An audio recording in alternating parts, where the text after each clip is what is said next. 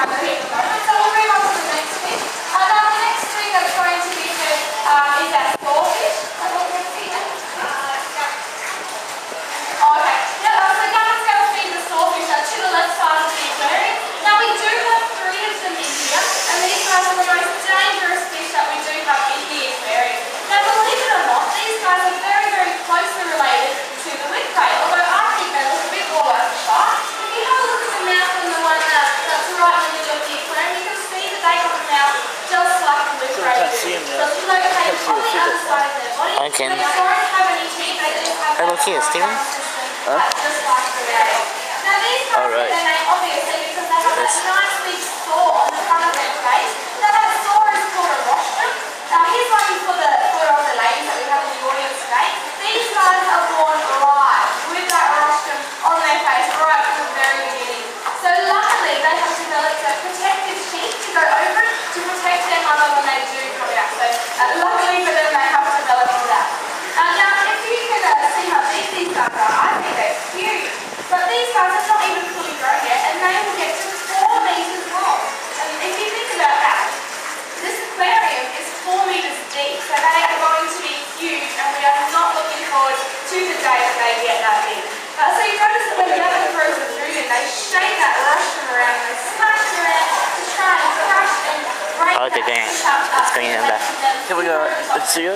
Underwater jet. And that's why they don't sort of get in the aquarium with a nice big wetsuit.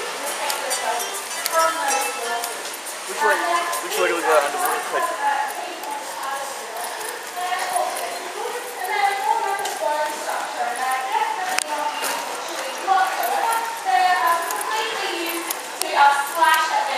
Now we have actually seen a fish in this aquarium get sliced clean in half by that rostrum, so they're definitely very, very dangerous, and that's why we need to be really, really careful when we're in the aquarium there.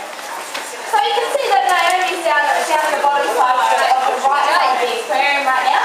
Now she's going to start to feed the barramundi. Now we have 9 of them in the aquarium today. Now the word barramundi actually means large silver scale fish, so that gives us a fairly good example of what they really are.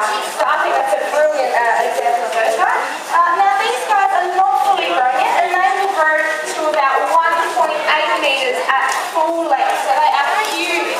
Now the largest one ever caught in the territory was 1.98 meters long, and it weighed up to 68 kilos. And these guys are brilliant for eating, as well as being a nice photo when you show what it's caught.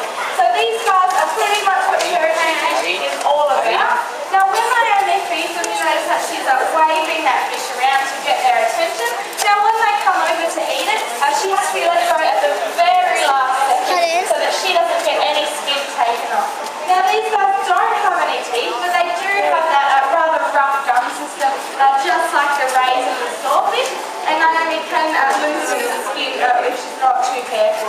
Now when you're underwater and you hear these guys take the fruit, they actually make a really, really loud popping noise. And when they do come up to the surface to feed, you hear it really, really well, and it's almost like a gunshot. Now if you're a territory fisherman, that is a brilliant noise to be hearing because that means you've got barra in the water, and they're beautiful to eat. Now you can find these guys in fresh water and in salt water as well, so you can find them on the road. It really depends on how you like it.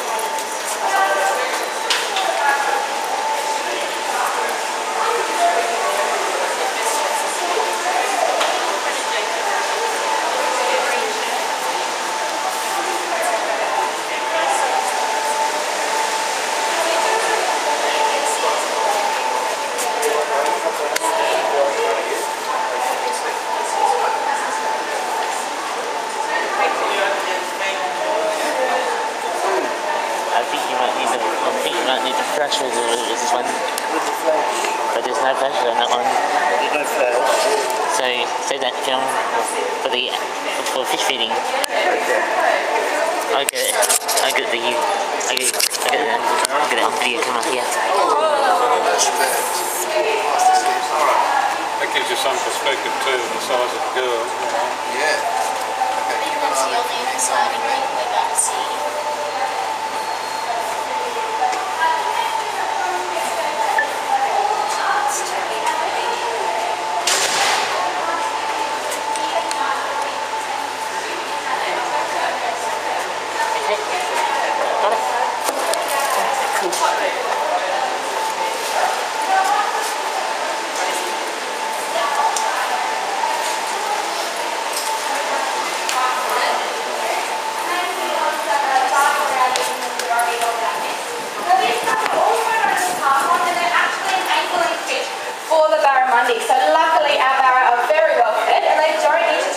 laugh at me whatsoever.